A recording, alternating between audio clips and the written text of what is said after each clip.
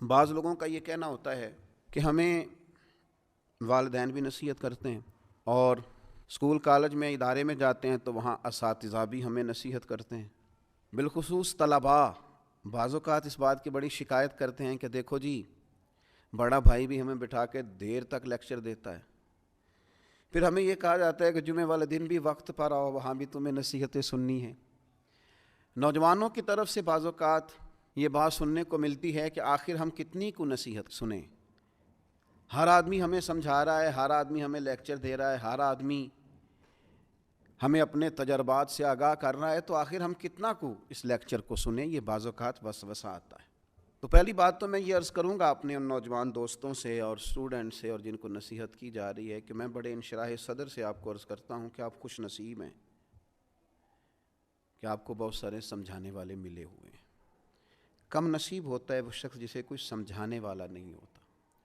اور پھر کبھی آپ نے دیکھا ہے زمین کو، اس میں ہل چلایا جاتا ہے، بیج بو دیا جاتا ہے، فصل اگاتی ہے، اس فصل کو کاٹ کے پھر سے بیج بویا جاتا ہے، اور پھر سے فصل اگتی ہے، اور پھر سے اس زمین کے سینے پر ہل چلتا ہے۔ وہ کتنی ہی فصلیں دیتی ہے، وہ کتنے ہی درخت اگاتی ہے، وہ کتنا ہی انسانوں کا، جانوروں کا فائدہ کرتی ہے، کتنے ہی لوگوں کو غذا اور خوراک مہیا کرتی ہے، لیکن کبھی یہ نہیں کہتی کہ آخر میں کتنا کو ہل چلاؤں گی، میرے اندر کتنا کو بیج بویا جائے گا۔ لیکن وہ زمین ہے، اس کے سینے کو اللہ نے اتنی وسعت دی ہے کہ ہر آنے والا بیج اپنے سینے میں قبول کرتی ہے، اور ہر موسم کا نیا پھل اور نئی فصل اور نئی سبزی قوم کو فراہم کرتی ہے۔ تو سینہ بڑا رکھیں۔